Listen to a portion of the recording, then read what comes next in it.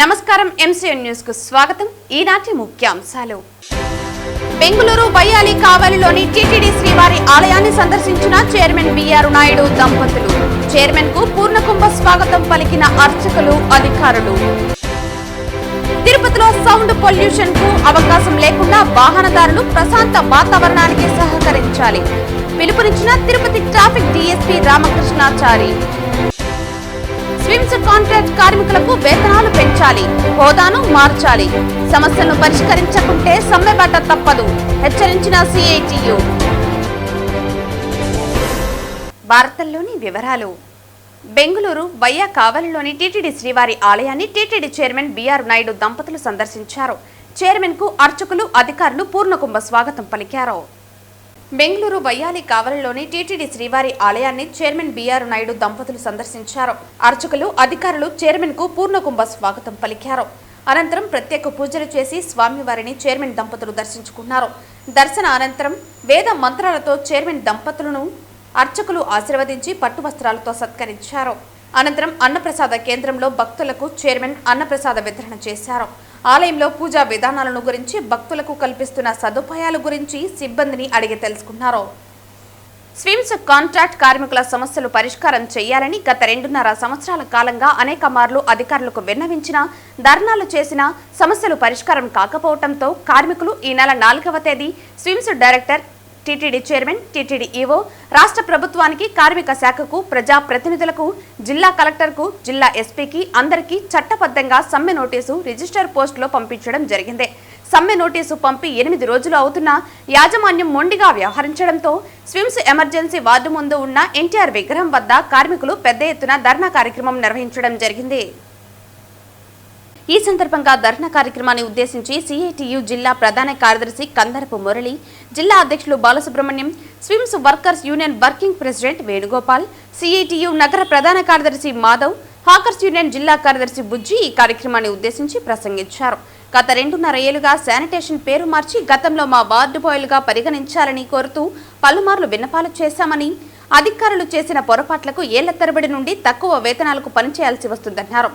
మా హోదాను మార్చండి, వేతనాలు పెంచండి అని అధికారుల చుట్టూ కాలు అరిగేలా తిరుగుతున్నా పట్టించుకోలేదని తెలిపారు. సమ్మె నోటీసు ఇస్తే సమ్మెలు, ఆసుపత్రిలో నిషేధం, నీపై చర్యలు తీసుకుంటామని నోటీసులు ఇస్తున్నారంటే ఇంతకంటే దుర్మార్గం, అన్యాయం ఇంకొకటి ఉండదని తెలిపారు. ఎంతకాలం బానిసల్లా పనిచేయమంటారని ప్రశ్నించారు. విధిలేక చేపట్టిన ఈ సమ్మె మేము ఇష్టంతో చేస్తున్నది కాదని, ఎంతో బాధతో, కష్టంతో చేస్తున్న సమ్మె అని, నోటీసు చట్టబద్ధంగా నిరసన తెలియజేస్తూ కార్మికులు విధులు నిర్వహిస్తున్నారని అన్నారు. అధికారులు కార్మిక సమస్యలను పరిష్కరించలేని పక్షంలో 18వ తేదీ కార్మికులు ఏ క్షణంలోనైనా సమ్మెబాట పట్టడం తప్పదని హెచ్చరించారు.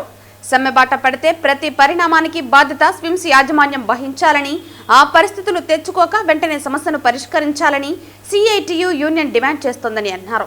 ఎప్పటికీ కార్మికులు చేస్తున్న పోరాటానికి అశేష స్పందన, మద్దతు లభిస్తుందని, యాజమాన్యం స్పందించకుంటే సమ్మెబాట తప్పదని హెచ్చరించారు. ఈ కార్యక్రమంలో స్విమ్స్ కార్మికులు రవి, సూరి, వెంకటేష్, గోపి, భాషా తదితరులు పాల్గొన్నారు. స్విమ్స్ ఆసుపత్రి చరిత్రలో ఎప్పుడూ లేనట్టుగా వీళ్ళు వాళ్ళని తేడా లేకుండా కార్మికులందరూ మా సమస్యలు పరిష్కారం చేస్తే చేసినట్టు, చేయకపోతే 18వ తేదీ తర్వాత మేము సమ్మెలోకి వెళ్ళి తీరతామని చెప్పి 100% కార్మికులందరూ బ్యాడ్జీలు వేసుకొని తిరగడం అనేది స్విమ్స్ చరిత్రలో ఇదే మొట్టమొదటిసారి. నాకు తెలుసు సుబ్రహ్మణ్యం గారు డైరెక్టర్గా ఉన్నటువంటి రోజుల్లో కూడా ఇంత పెద్ద ఎత్తున తిరుగుబాటు రాల. దానికి ముందు కేవీ నాయుడు గారు అని ఉన్నారు డైరెక్టర్గా, అప్పుడు కూడా మాకు తెలుసు, అప్పుడు కూడా ఇంత తిరుగుబాటు రాల. ఆ తర్వాత చాలా పెద్ద పెద్ద పోరాటాలు ఈ స్విమ్స్లో జరిగినాయి. మొత్తం కార్మికులందరూ పాల్గొన్నటువంటిది చాలా తక్కువే. మొట్టమొదటిసారి ఈ డిపార్ట్మెంటు, ఆ డిపార్ట్మెంట్ అనే తేడా లేకుండా అన్ని డిపార్ట్మెంట్లు, స్విమ్స్లో ఉన్నటువంటి అన్ని డిపార్ట్మెంట్లలో మేము సమ్మెలో పాల్గొంటామని చెప్పి 100% మీరు ప్రకటించారు. మీకు నేను అభినందనలు తెలియజేస్తాను. ఎందుకనంటే అందరూ ఒక మాట మీద ఉండడమే మొదటి విజయం. మీరందరూ ఒక్క మాట మీద ఉంటారు కాబట్టి తప్పనిసరిగా మనకు విజయం సిద్ధించి తీరుతుంది, దాంట్లో ఏమాత్రం డౌట్ లేదు. కారణం ఏమంటే మనం అడిగేది అన్యాయమైనటువంటిది కాదు, అధర్మమైనటువంటిది కాదు. మనం అడుగుతున్నది 100కి 100 న్యాయమైనటువంటిది. కారణం ఏమంటే టీటీడీ నిర్ణయించింది, లక్ష్మీ శ్రీనివాస కార్పొరేషన్ని ఏర్పాటు చేసింది. దాంట్లో మిమ్మల్ని అందరినీ ఉద్యోగులుగా గుర్తించారు. ఉద్యోగులుగా గుర్తించేటప్పుడు ఈడ ఎంతమంది పనిచేస్తే అంతమందిని గుర్తించాలి తప్ప కొంతమందినేమో రాస్ కాంట్రాక్ట్ కార్మికులు, ఇంకొంతమంది ఏమో లక్ష్మీ శ్రీనివాస కార్పొరేషన్ ఉద్యోగస్తులు. ఇదేమన్నా న్యాయం ఉందా? వెంకటేశ్వర స్వామి దగ్గర అందరూ ఒకటే, రాసు లేదు, లక్ష్మీ శ్రీనివాస లేదు. వాస్తవంగా అయితే మిమ్మల్ని అందరినీ పర్మినెంట్ చేయాలా, ఇది సిఐటి డిమాండ్. ఆధ్యాత్మిక నగరమైన తిరుపతిలో సౌండ్ పొల్యూషన్ కు అవకాశం లేకుండా వాహనదారులు ప్రశాంత వాతావరణానికి సహకరించాలని తిరుపతి ట్రాఫిక్ డీఎస్పీ రామకృష్ణాచారి కోరారు. తిరుపతి విష్ణు నివాసం అతిథి గృహం వద్దనున్న శ్రీ మహాలక్ష్మి జీప్ మరియు సుమో టాక్సీ యూనియన్ సభ్యులు స్వచ్ఛందంగా ట్రాఫిక్ ఆంక్షలకు సహకరిస్తూ నగరంలో సౌండ్ పొల్యూషన్ నివారణ కోసం వాహనాలకు ఉన్న పీవీ సౌండ్ హార్న్లను తొలగించి పోలీసులకు అందజేశారు. 300 వాహనాలకు సంబంధించిన హార్న్లను స్వచ్ఛందంగా తొలగించి వాటిని ట్రాఫిక్ పోలీసులు అందజేశారు. నిత్యం వీఐపీల తాకిడితో ఉండే తిరుపతి నగరంలో భయభ్రాంతులకు గురి చేసే సౌండ్ హార్న్లను వినియోగించడం మోటార్ వెహికల్ యాక్ట్ని విరుద్ధమని, అలాంటి వాటిని వెంటనే తొలగించాలని డీఎస్పీ రామకృష్ణాచారి సూచించారు. నిబంధనలు అతిక్రమిస్తే చట్టపరమైన చర్యలు తీసుకుంటామని హెచ్చరించారు. రాజేశ్వరి తిరుపతి ఎస్పీ గారి ఆదేశాల మేరకు పట్టణంలో సౌండ్ పొల్యూషన్ హారన్స్ ఎక్కువగా ఉన్నాయి. తర్వాత వాటిని చట్ట వ్యతిరేకంగా బండ్లకు బిగించుకొని నడుపుతున్నారనే పిలుపు మేరకు వాటిని నిర్మూలించాలనే ఉద్దేశంతో ఈ గత 10 రోజుల నుంచి స్పెషల్ డ్రైవ్ సౌండ్ హారన్స్ మీద కండక్ట్ చేసినాము. సౌండ్ హారన్స్ కండక్ట్ చేసి దాంట్లో ఈ సౌండ్ పొల్యూషన్ చేసే హారన్స్ను తీసివేయడం జరిగినది.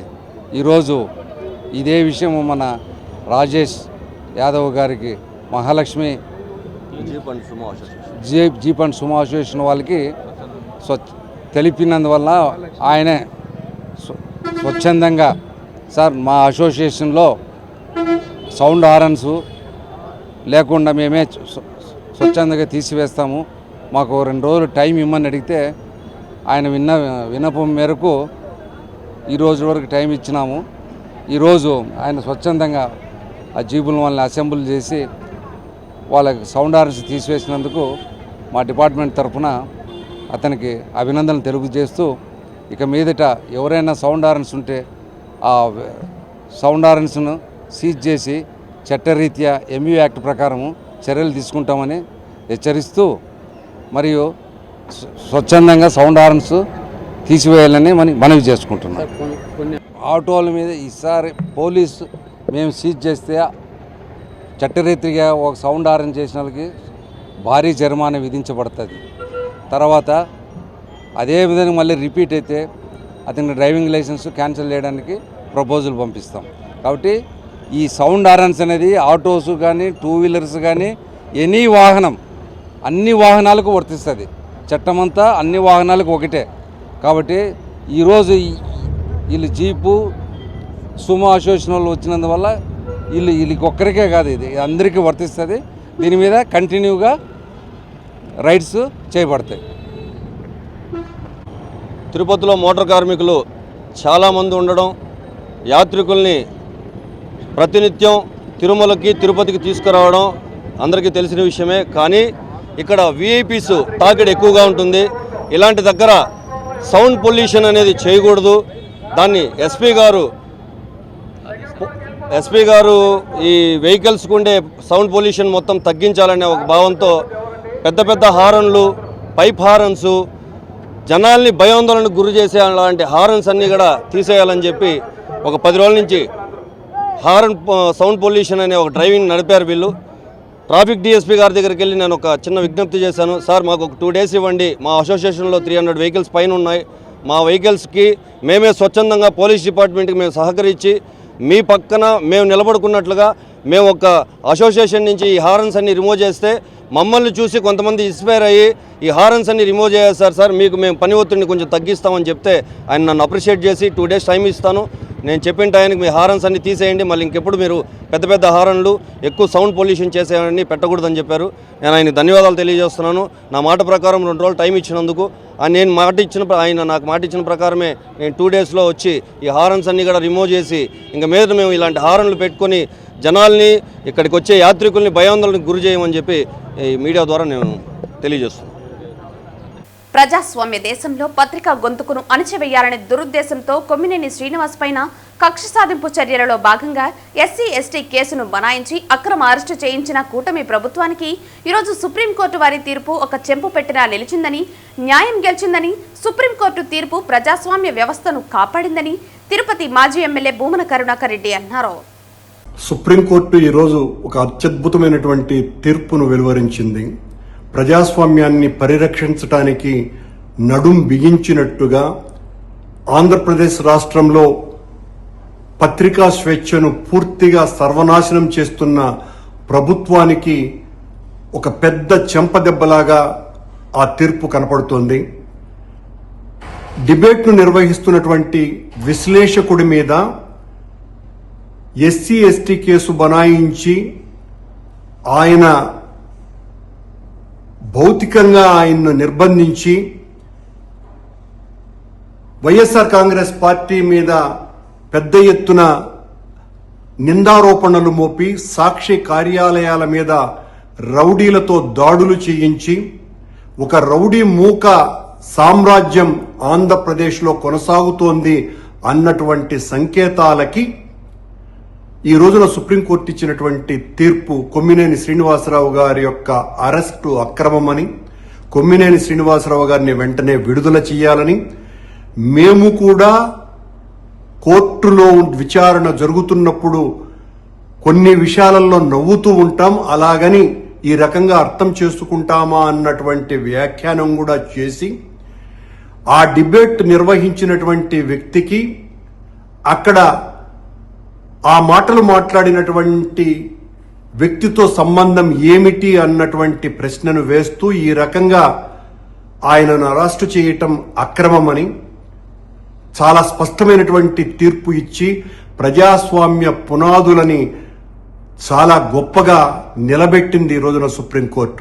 ఈ రాష్ట్రంలో చంద్రబాబు ప్రభుత్వం అధికారంలోకి వచ్చినప్పటి నుంచి వైఎస్ జగన్మోహన్ రెడ్డి గారిని బలహీనపరచటానికి సాక్షి మీదనే నేరుగా దాడి చేస్తూ, సాక్షి మీద అనేక ఆరోపణలు చేస్తూ, సాక్షి అంతా కూడా అబద్ధాల రోతనే వండి వారుస్తున్నది అన్నటువంటి మాటలతో తనకు కావలసినటువంటి పత్రికల ద్వారా, ప్రసార మాధ్యమాల ద్వారా నిరంతరము సాక్షి మీద దాడి చేయటంతోనే ఈ సంవత్సర కాలమంతా కూడా గడిపేసింది.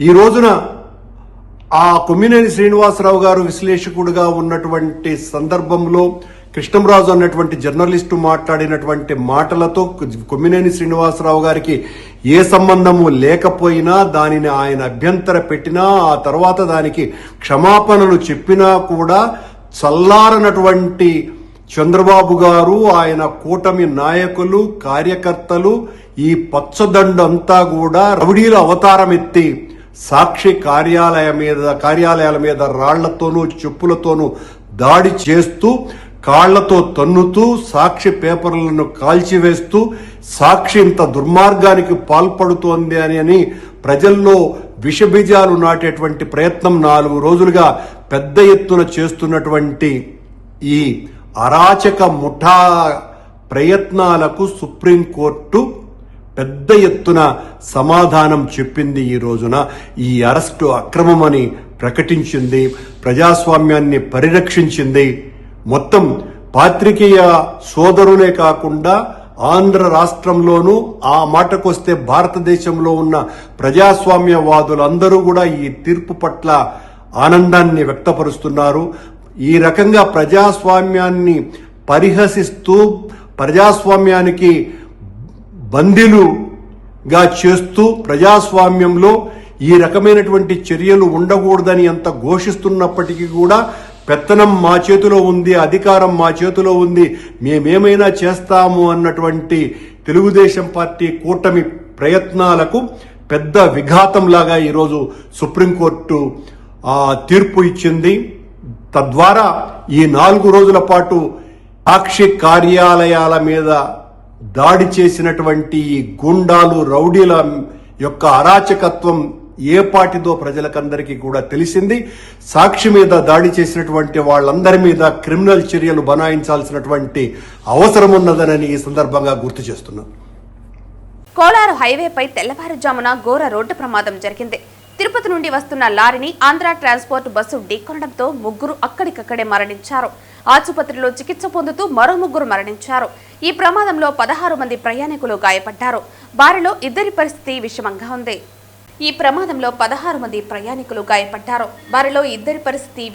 ఉంది. 55 ఏళ్ల వ్యక్తి, 18 ఏళ్ల మహిళ, 5 ఏళ్ల చిన్నారి మరణించారు.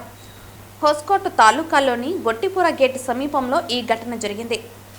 AP03Z0190 రిజిస్ట్రేషన్ నంబర్ కలిగిన ఆంధ్ర ట్రాన్స్పోర్ట్ బస్సు తిరుపతి నుండి బెంగళూరుకు వస్తుండగా ఈ ప్రమాదం జరిగింది.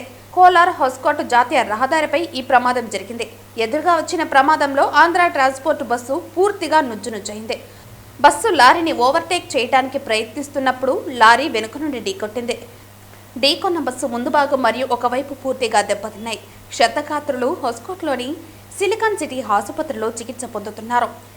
ఈ సంఘటన హోస్కోట్ ట్రాఫిక్ పోలీస్ స్టేషన్ పరిధిలో జరిగింది. బెంగళూరు గ్రామీణ జిల్లా హోస్కోట్ తాలూకాలోని గొట్టిపురం గ్రామంలో ఈ ఘటన చోటు చేసుకుంది. ಈ ದಿವಸ ಬೆಳಿಗ್ಗೆ ಒಂದು ಭೀಕರ ಅಪಘಾತ ಆಗಿದ್ದಿದೆ. ನಮ್ಮ ಹೊಸಕೋಟೆಯಿಂದ ಒಂದು 7 to 8 ಕಿಲೋಮೀಟರ್ಸ್ ಸ್ಟ್ರೆಚಲ್ಲಿ ಆ ಒಂದು APSRTC ಬಸ್ಸು ಮತ್ತು ಒಂದು ವೆಸ್ಟ್ ಬೆಂಗಾಲ್ ರಿಜಿಸ್ಟರ್ಡ್ ಒಂದು ಟ್ರಕ್ಕು ಬರ್ತಾಯಿತ್ತು. APSRTC ಬಸ್ಸು ಟ್ರಕ್ಕಿಂದ ಓವರ್ಟೇಕ್ ಮಾಡಬೇಕಾದಾಗ ಆ ಕಡೆಯಿಂದ ಇದು ಕ್ರಶ್ ಆಗಿಬಿಟ್ಟು ಆಕ್ಸಿಡೆಂಟ್ ಆಗಿದ್ದಿದೆ. ಟೋಟಲಿ ಈ ಹಾಸ್ಪಿಟಲ್ಗೆ ಆಲ್ರೆಡಿ ನಾವು ವಿಸಿಟ್ ಮಾಡಿದ್ದೀವಿ. ಇಮಿಡಿಯೇಟಾಗಿ ಪೊಲೀಸ್ ಇಮಿಡಿಯೇಟಾಗಿ ಬಂದಿದ್ದಾರೆ, ಅಲ್ಲಿ ಹೋಗ್ಬಿಟ್ಟು ಇದು ಮಾಡಿದ್ದೀವಿ. All the people have been shifted. ఏం చెప్పారు సార్ తిరుపతి? ನಾವು ಚಿತ್ತೂರಿಂದ ಮೇ ಬಿ ಅರೌಂಡ್ 11 o'clock ನಾವು ಅಲ್ಲಿಂದ ಬಿಟ್ಟಿದ್ದೀವಿ. ಲೇಟಾಗಿ ಇವತ್ತು ಆ್ಯಕ್ಚುಲಿ 9:30 ಬರಬೇಕಾಗಿರೋ ಬಸ್ಸು 11 ಬಂದಿದೆ. ಇವತ್ತು ಲೇಟಾಗಿ ಬಂದಿದೆ ಬಸ್ಸು. ಇಲ್ಲಿ ಬರೋ ಅಷ್ಟೊತ್ತಿಗೆ ಒಂದು ಅಪ್ರಾಕ್ಸಿಮೇಟ್ 2 ಗಂಟೆ ಆಗಿರ್ಬೋದು. ಎಲ್ಲ ಮಲಗಿದ್ದೀವಿ.